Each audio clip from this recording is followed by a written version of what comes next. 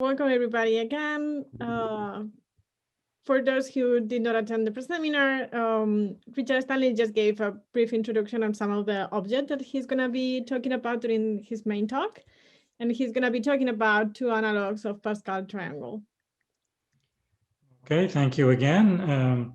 Well, I already, in my pre-talk, discussed Pascal's triangle, so I'll go straight into this first analog, which I call Stern's triangle.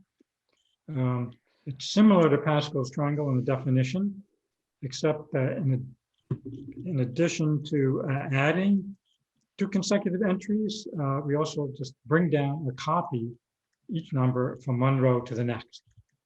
So it's going to look like this. It has the same initial setup as Pascal's triangle. There's first row, which is row 0, is just a single one. Every row begins and subsequent row begins and ends with a 1. Now, to get down to row 1, there's no two numbers in row 0 that we can add, but we do copy this 1 down into row 1. Now we use the Pascal triangle rule, just adding two consecutive numbers in row 1 to get down to row 2. Then we have to copy those 3 1s in row 1. And then continue. Now we add consecutive numbers and then copy. So this is Stern's triangle.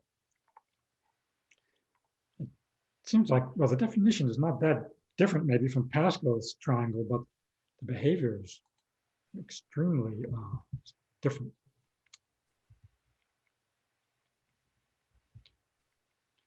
Well, one thing that's sort of immediate from the definition is that the number of entries in row n, beginning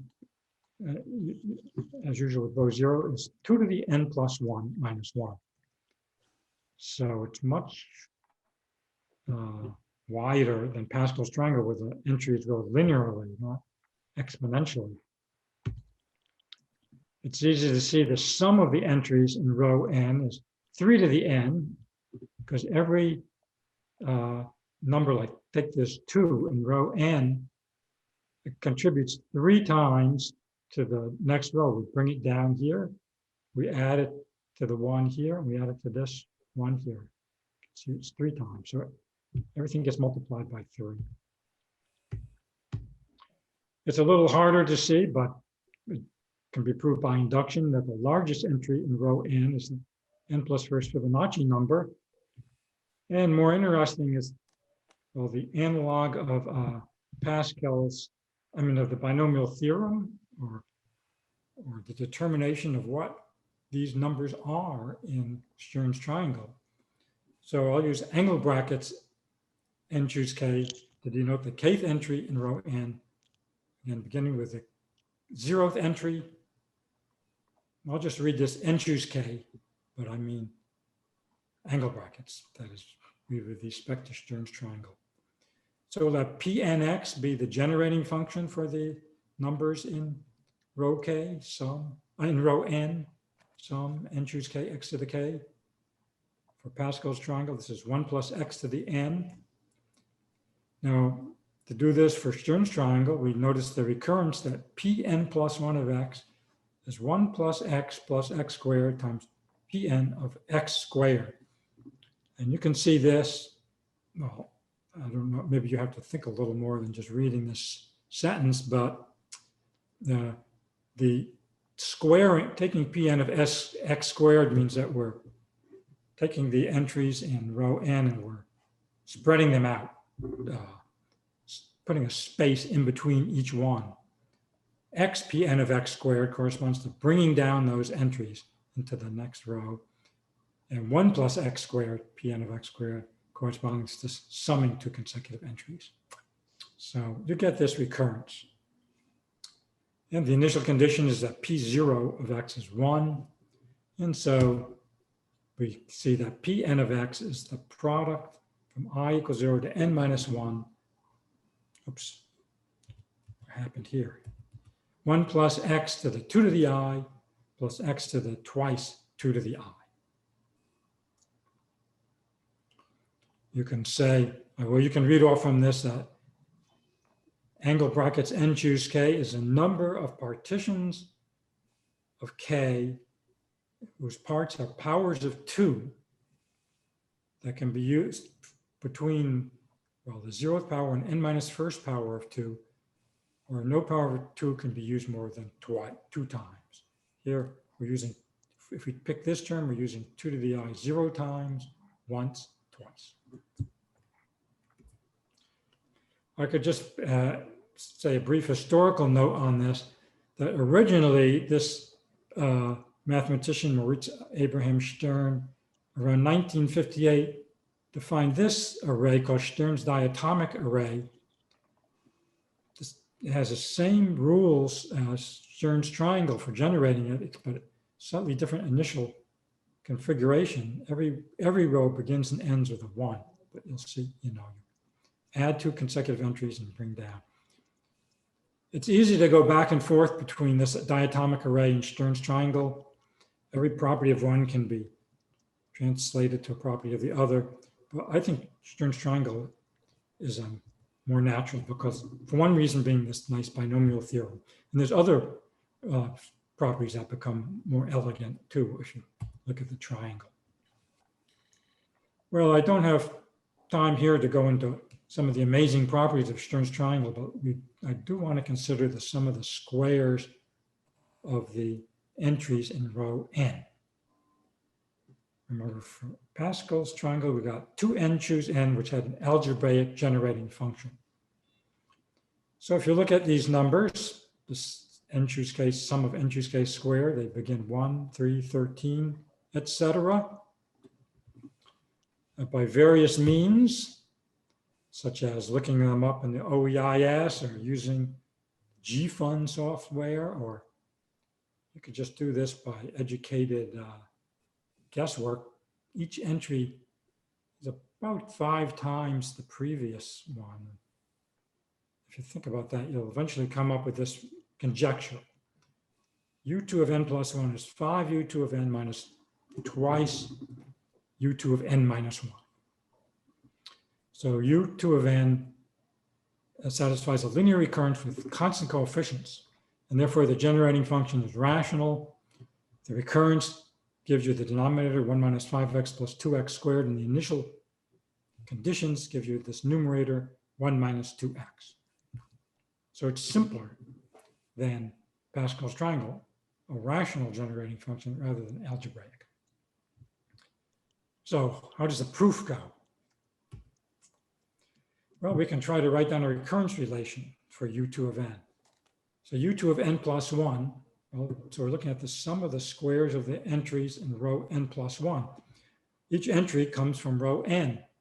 Either we bring down an entry, we bring down the kth entry, square it, we're going to get n choose k squared. Here, bring down the k plus first entry, we get n choose k plus 1 squared. Or we can add the kth and k plus first entry in row n to get an entry in row n plus 1. So we're going to be squaring these numbers, n choose k plus 1 squared. So we're going to be looking at this sum over all k. 3 times we're going to get n choose k squared. Once here, when we multiply out this square, we're going to get an n choose k squared. And then the previous sum of 2 consecutive terms, we're going to have n choose k minus 1 plus n choose k squared. So when we multiply that out, we get another n choose k squared. So we get 3 u2 of n. But we still have this cross term when we expand the square twice, sum n choose k plus 1. So we're sort of forced to look at this new function u11 of n. I call it 1, 1 because those are the exponents of these n choose k to the first power, n choose k plus 1 to the first power. So u2 of n plus 1 is 3 u2 of n plus twice u11 of n. And now we need to play the same game for u11 of n. So we look at how we can get a product of 2 consecutive entries in row n plus 1. They either, well, two consecutive entries. One of them, either the rightmost one is brought down and the leftmost one is a sum, or vice versa. The leftmost one is brought down and the rightmost one is a sum. So we're going to get something that looks like this. We're going to get n choose k squared twice, this times this, and this times this. And we're going to get n choose k times n choose k plus 1 twice. Right? This times this, and this times this. So anyway, look at this recurrence. So now we have this system of two linear recurrences, two unknowns, one for U11, one for U2. A very standard kind of recurrence, easily solved by linear algebra. We let A be this coefficient matrix, 3, 2, 2, 2. Then our recurrence takes this form. It's equivalent to this linear algebra equation. And that means iterating, starting with U21, U11 of 1, if you apply n times to this U21, U11 of 1 column vector, you get U2 of n, U11 of n. Now the minimum, or in this case, the same as the characteristic polynomial of A, is x squared minus 5x plus 2. That's where this linear recurrence came from. Every matrix satisfies its minimum polynomial, so a squared minus 5a plus twice the identity is 0. So when we multiply by a to the n minus 1, still remains as a 2 by 2 zero matrix. And we now apply this to U21, U11 of n, U21, U11 of 1, and we're going to get, if you look at the first entry of the row vector, you're going to get the recurrence for U2 of n. And if you look at the second entry, we'll get the same recurrence for U11 of n. And then you plug in the initial conditions and you'll get the generating function. So that's the proof. Now, a lot more can be done with this. For instance, you can show that the sum of the, for any positive integer r, the sum of the rth powers of the entries in row n is rational. Remember, for Pascal's triangle, the sum of the cubes was, I mean, it's not even algebraic. Here is a couple of them. The sum of the cubes is particularly nice because the generating function, the denominator is only 1 minus 7x. That means we have this explicit formula for U3 of n, 3 times 7 to the n minus 1. It turns out that when you go through this procedure, the matrix has only one non-zero eigenvalue. There's a zero eigenvalue, but what that does is make the recurrence begin at 1 instead of 0. The degree of the numerator is equal to the degree of the denominator, not less. Anyway, this is what we get for U4.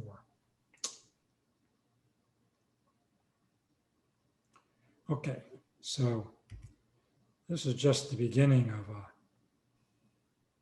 huge study of these numbers in angle brackets n choose k. But what I really want to get to is my second analog. Oh, oops, I forgot. No, I do have to talk about the poset associated with Stern's triangle. Just like for Pascal's triangle, we looked at this product of chains, which defined the recurrence. We do exactly the same thing for Stern's triangle. These are the points correspond to the entries in Stern's triangle. I've labeled them by the numbers in Stern's triangle. And every entry is connected to the ones above that we have to sum to get that number. So this one means this one has been brought down. This 3 we get by summing this 1 and this 2. So this exactly, is a diagram of the recurrence relation that defines Stern's triangle. And it's characterized by saying that each point lies directly above 3 points, or covers 3 points as a poset. It's planar, and every time we have one element covered by 2, it extends to a diamond. It's just like for Pascal's triangle, except in Pascal's triangle, each point lies directly above 2 points. And one can see these properties characterize the diagram. Also, just like Pascal's triangle, each label is a sum of those on the level above connected by an edge. Well, I mean, that was how I constructed this post set in the first place.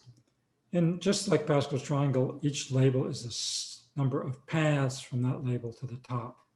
Again, because the paths satisfy the same recurrence. Like for this 3, every path either goes through here in 2 ways or through here in 1 way. Okay, so now we're going to look at something, an array, which is a little bit more complicated. This is stating the fact that we know we have this generating function for the kth entry in row n, the analog of the binomial theorem I mentioned before. So now we want to look at a product associated with Fibonacci numbers. I'm not going to be concerned with F0. F1 equals F2 equals 1, and Fn is the sum of the previous 2. And let's look at this polynomial In of x. Product I equals 1 to n, 1 plus x to the Fi plus 1. For instance, here is I4 of x. I have Fi plus 1 here instead of Fi because I don't want to use the same exponent twice. That just introduces some inelegant features. So let's start with F2. So the Fibonacci numbers are 1, 2, 3, 5, and we get this product. Let's let V2 of n be the sum of the squares of the coefficients of this polynomial. And my sort of goal for this talk is to give you 2 reasons why this generating function is a rational, this particular rational function. Let's define a triangular array associated with this product. Analog of Chern's triangle or Pascal's triangle. Richard, sorry to interrupt. Could you go to the previous slide again just to see what the definition of V2n? Thank you.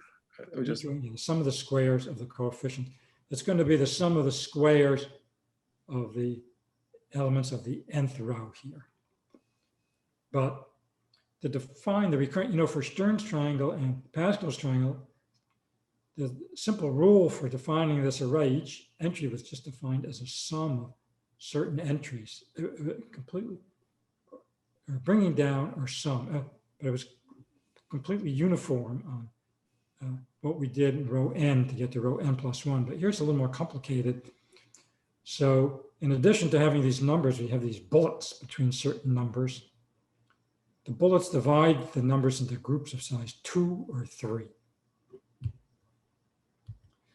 And here is the recursive rule. Every entry of beginning with row 1 gets copied down into the next row, just like Chern's triangle. This 2 gets copied down, but I write it here to the left. If we have a group of 3, then we also, so here's a group of 3, this 1, 2, 1. We copy once more the middle number of this group of 3. So this 2 gets actually copied twice, and that forms a group of 2.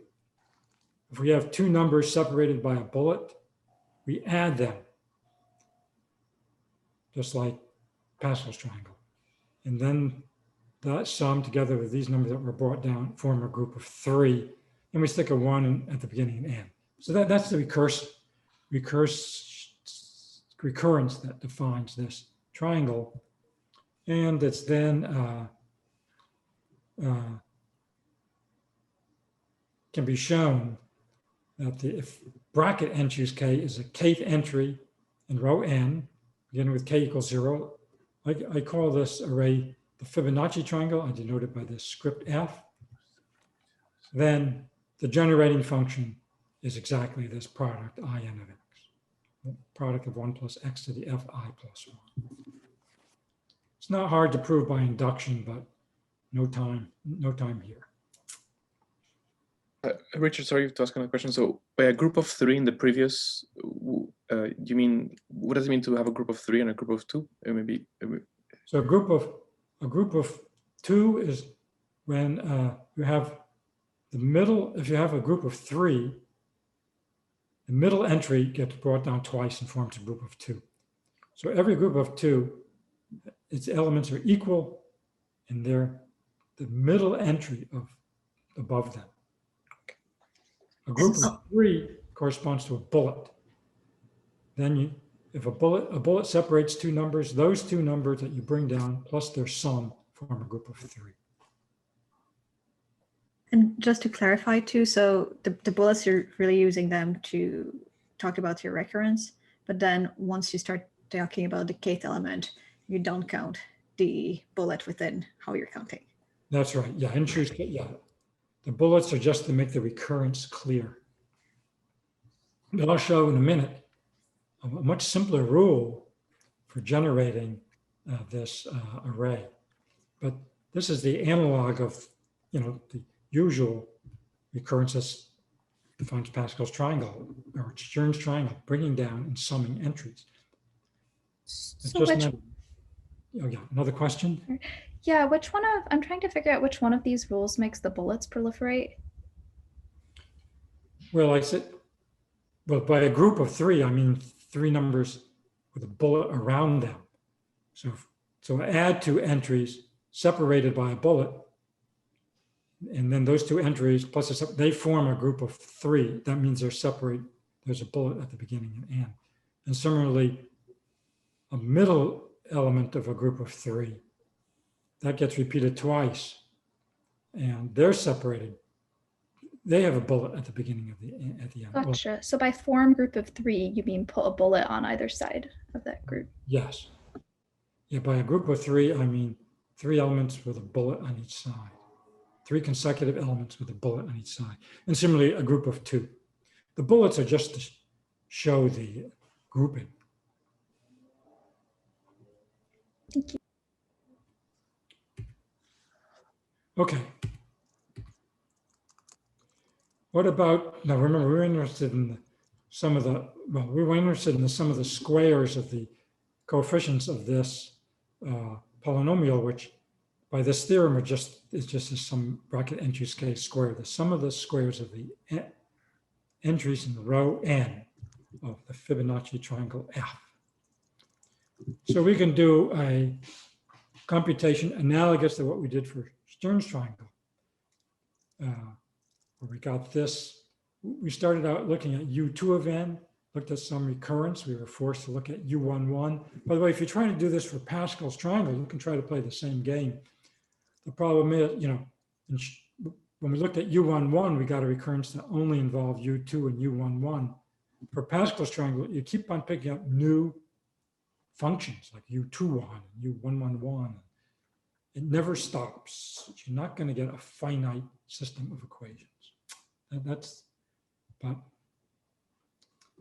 for the Fibonacci triangle, we have to take these bullets into account when we look at these functions. We're going to get some such as not the sum of the squares of all the entries in row k, but only those where k ranges over all integers for which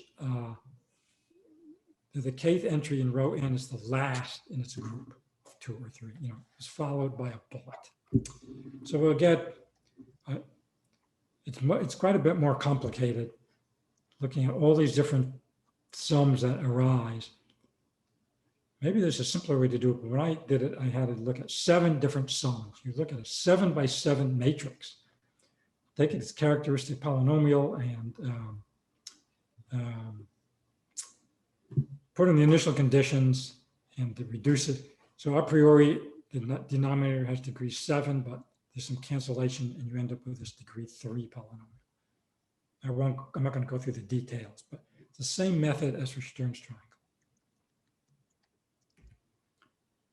What about the poset associated with or as the Fibonacci triangle? So again, I forget about the bullets. I just have points corresponding to the entries of the Fibonacci triangle.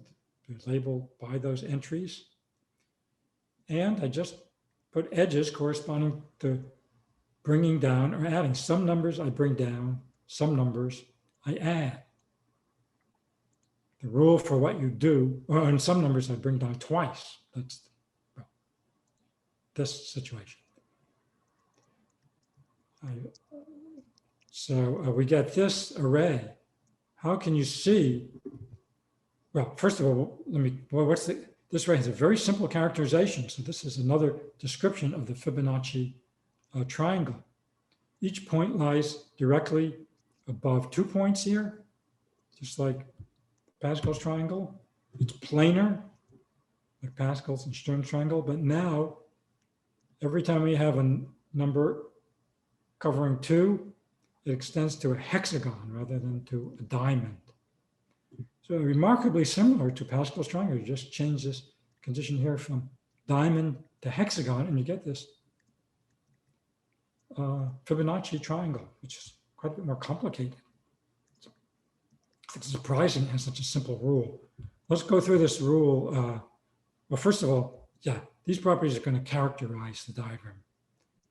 We'll see. I'll explain this a little bit more, but we also have this exact same rule as for Pascal's and Stern's triangle.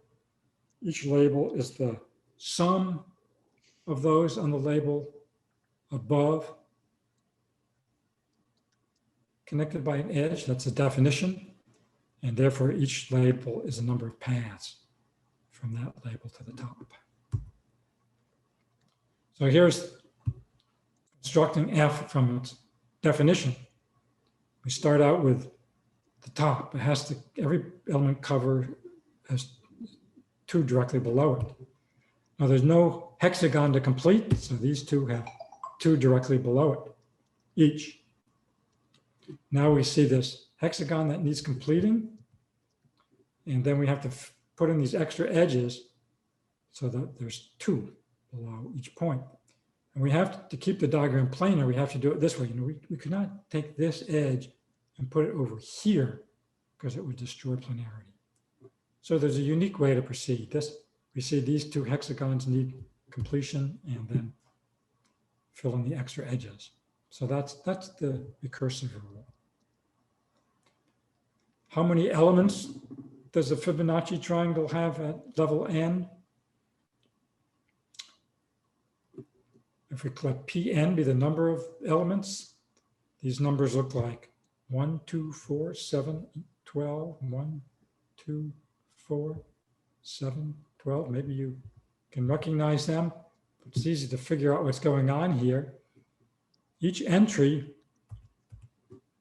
lies above 2 entries. So as a first sort of approximation, the number of entries in row n plus 1 is twice the number of entries in row n. But there are some cases where we have these 2 edges coming together. How many of them are there? Well, this has to be the bottom of a hexagon. The top of the hexagon is 3 levels above. And the number of these hexagons is the number of entries 3 levels above, Pn minus 3, because every element is the top of a hexagon. So we take twice the number of entries in row Pn minus 1 and subtract off the number in row Pn minus 2. So this is the recurrence that defines Pn. And with the initial conditions, you see Pn is Fibonacci number minus 1.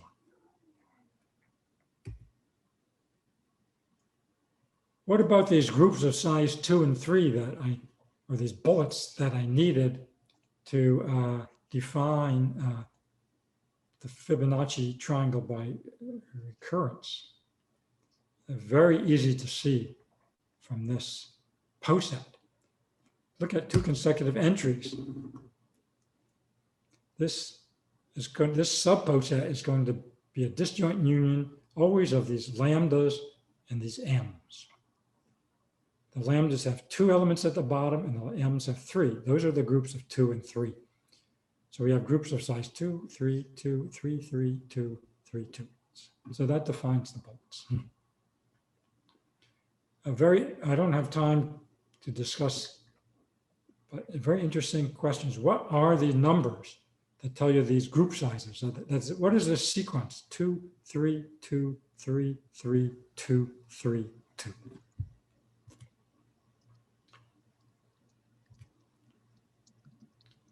Yeah, no time for that, I'm afraid. But I could explain how we get the build up the coefficients of this product from our array.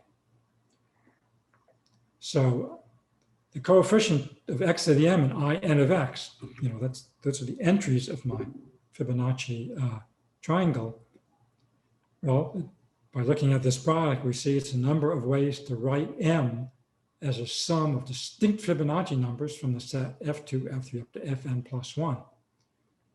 If we choose this term, then we're not choosing fi plus 1. And if we choose x to the fi plus 1, then we're putting fi plus 1 into the sum. For instance, the coefficient of x to the 8th is 3. There's 3 ways to write 8 as a sum of distinct numbers from 1, 2, 3, 5, and 8. So this number, so this 3 is an entry in row 5, because I have 5 factors here, in the Fibonacci triangle. So there's 3 maximal chains or paths from this number to the top. We would like to associate with each of those paths one of these sums. There's a very amazing, elegant way to do that. I'll just, rather than say the rule, I'll just show you this labeling. Label the edges as follows. Every row, they're labeled by alternating Fibonacci numbers with zeros. Here's the Fibonacci, the second Fibonacci number, which is 1, the third Fibonacci number, then F4 and F5. The labels alternate between the Fibonacci numbers and 0, and they alternate between beginning with 0 and beginning with a Fibonacci number. So here we begin with 0, here we begin with 2, here with 0, here with 5. So that's the labeling rule.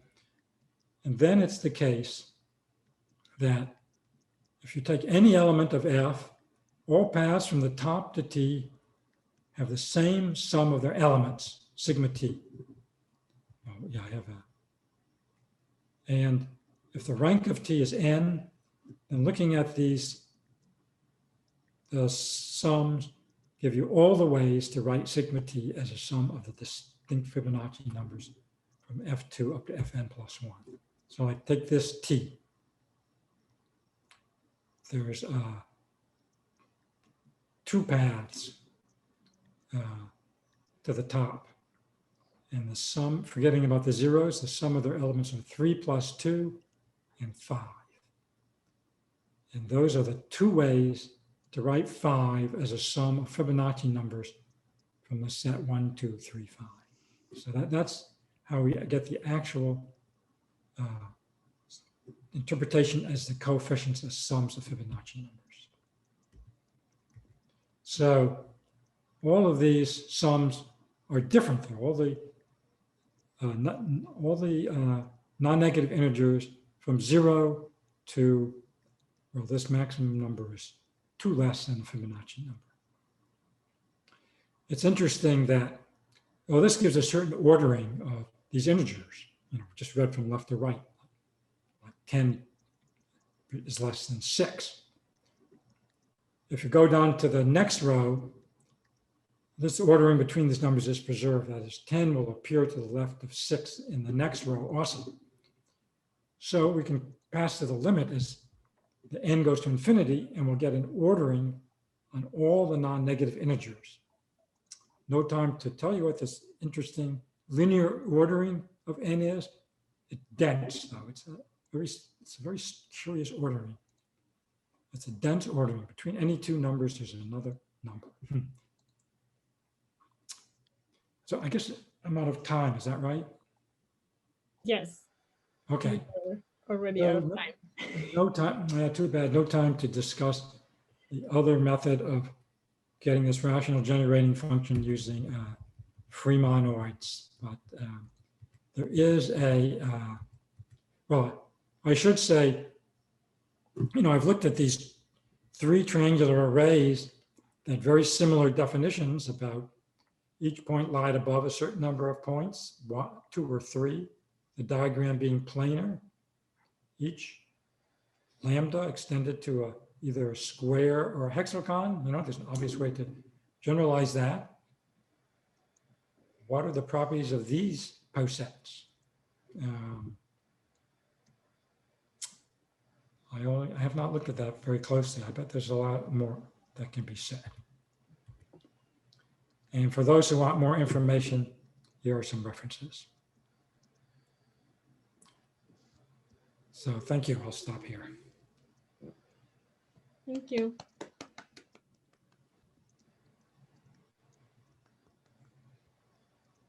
So Jesse, do you want to unmute yourself and just ask?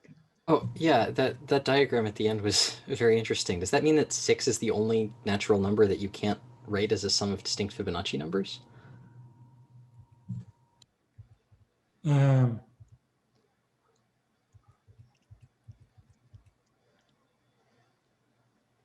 Wait, this diagram?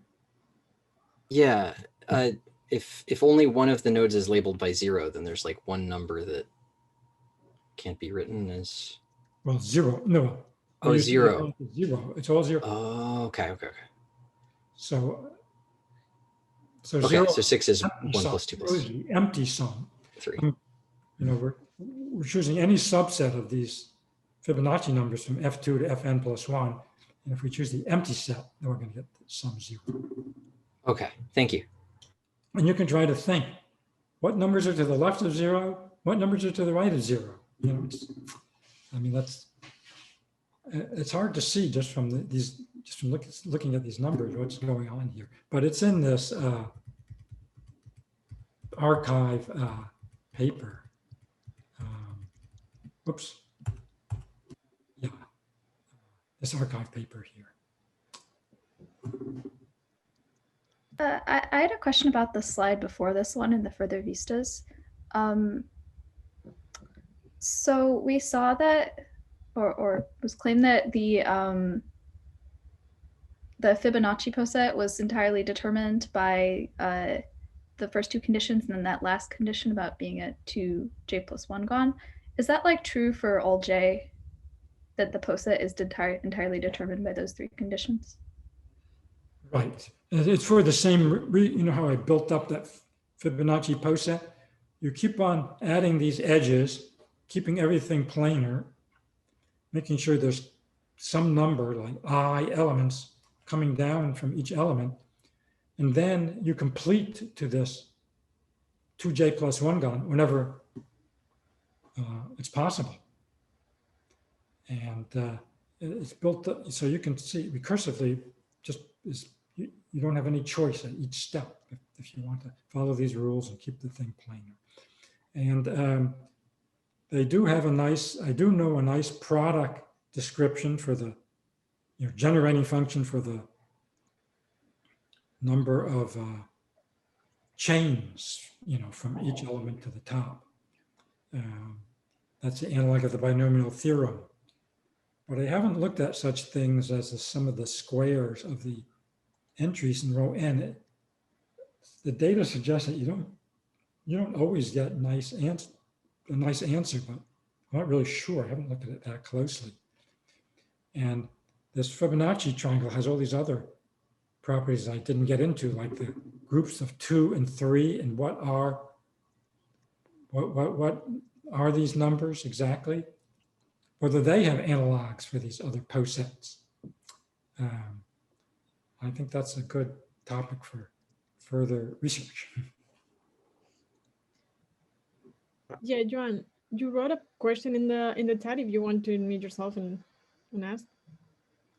Yeah, so in your historical note, you talk about Stern's diatomic array. So I was just wondering, can you do something similar to that array where you study the kth entry in row n and then maybe consider the sum of squares and then consider its generating function? Is it going to be rational as well, or it's not going to be that easy because the general shape of that array is not triangular per se? All right. Well, I did say, but probably too quickly, that there's a simple connection between the two arrays. Every property of Stern's triangle can be translated into a property of Stern's diatomic array, and conversely. So you do get the rationality of the generating function, but it's more complicated. You have this extra factor of 1 minus x in the denominator, and you don't have a binomial theorem, or you have it in a bad form where you have a sum of products, rather than a single product.